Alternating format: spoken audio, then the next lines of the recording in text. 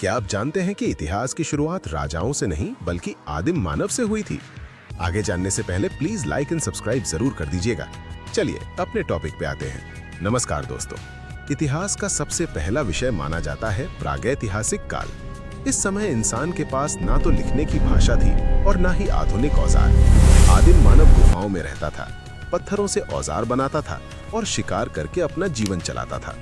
धीरे धीरे इंसान ने आग का उपयोग और कृषि की शुरुआत की, जिससे सभ्यता का विकास संभव हुआ। यहीं से मानव इतिहास की असली कहानी शुरू होती है। जब इंसान ने गुफाएं छोड़ दी, तब इतिहास ने एक नया मोड़ लिया। इतिहास का दूसरा महत्वपूर्ण चरण कहलाता है प्रोटो ऐतिहासिक काल।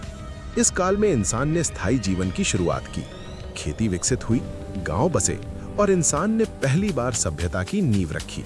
इसी काल में भारत में जन्म हुआ सिंधु घाटी सभ्यता का, जो अपनी नगर योजना, व्यापार और संस्कृति के लिए प्रसिद्ध थी। यहीं से मानव समाज ने संगठित रूप लेना शुरू किया। भारत की पहली महान सभ्यता में सीवरेज सिस्टम आज से 4500 साल पहले था।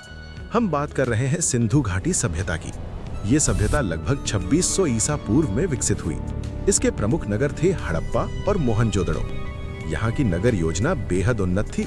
सीधी सड़कें, पक्के ईंटों के घर और हर घर से जुड़ी जल निकासी प्रणाली।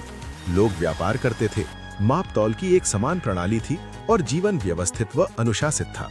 सिंधु घाटी सभ्यता प्राचीन भारत की वैज्ञानिक सोच का प्रमाण है।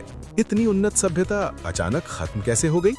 इतिहासकारों के अनुसार सिंधु घाटी सभ्यता के पतन के कई कारण थे। सबसे बड़ा कारण माना जाता है जलवायु परिवर्तन और नदियों का मार्ग बदलना।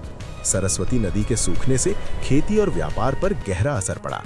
लगातार सूखा, बाढ़ और प्राकृतिक आपदाओं ने शहरों को धीरे धीरे उजाड़ दिया।